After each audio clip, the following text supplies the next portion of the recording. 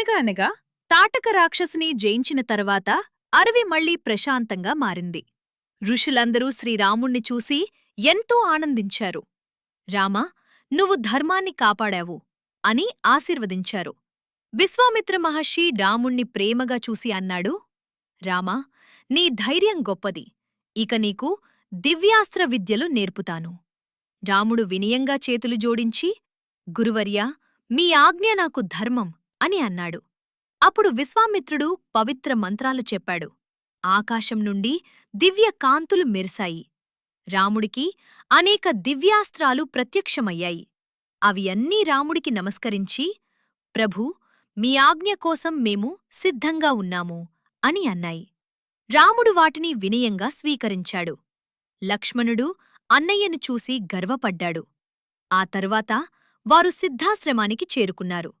అక్కడ ఋషులు ఒక మహాయజ్ఞం చేస్తున్నారు. విశ్వామిత్రుడు అన్నాడు, రామా, లక్ష్మణా, ఈ యజ్ఞం పూర్తయ్యే వరకు మీరు దీన్ని కాపాడాలి.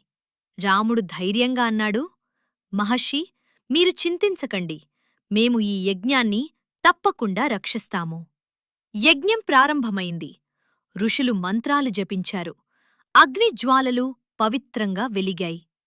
కాని కొంతసేపటికి ఆకాశం నల్లని మేఘాలతో నిండిపోయింది. భయంకరమైన శబ్దాలు వినిపించాయి. ఇద్దరు రాక్షసులు వచ్చారు. వారే మారీచుడు మరియు సుబాహుడు. వారు యజ్ఞాన్ని పాడు చేయటానికి ప్రయత్నించారు. కాని రాముడు సిద్ధంగా ఉన్నాడు. రాముడు తన విల్లుని ఎత్తి దివ్యాస్త్రాన్ని సంధించాడు. మొదటి బాణంతో మారీచుడు చాలా దూరానికి వెళ్ళిపోయాడు. రెండవ బాణంతో సుబాహుడు ఓడిపోయాడు. అడవిలో మళ్లీ శాంతి నెలకొంది. యజ్ఞం విజయవంతంగా పూర్తయింది. ఋషులు ఆనందంతో రాముడిని ఆశీర్వదించాడు. రామా, నువ్వు నిజమైన ధర్మవీరుడివి అని అన్నాడు. విశ్వామిత్ర మహర్షి చిరునవ్వుతో అన్నాడు, రామా, ఇప్పుడు మనం మిథిలా నగరానికి వెళ్దాం. అక్కడ ఒక అద్భుతం నీకోసం ఎదురుచూస్తోంది. రాముడు, లక్ష్మణుడు గురువుతో కలిసి కొత్త ప్రయాణానికి సిద్ధమయ్యారు. ఈరోజు మనం రామాయణంలోని ఒక అద్భుతమైన భాగాన్ని చూశాం. ధర్మం, భక్తి, ధైర్యం మరియు మంచితనం మనకు ఎప్పుడూ మార్గం చూపిస్తాయి. మరి తరువాతి భాగంలో ఇంకా ఎన్నో ఆసక్తికరమైన సంఘటనలు మనకోసం ఎదురుచూస్తున్నాయి. జై శ్రీరామ్!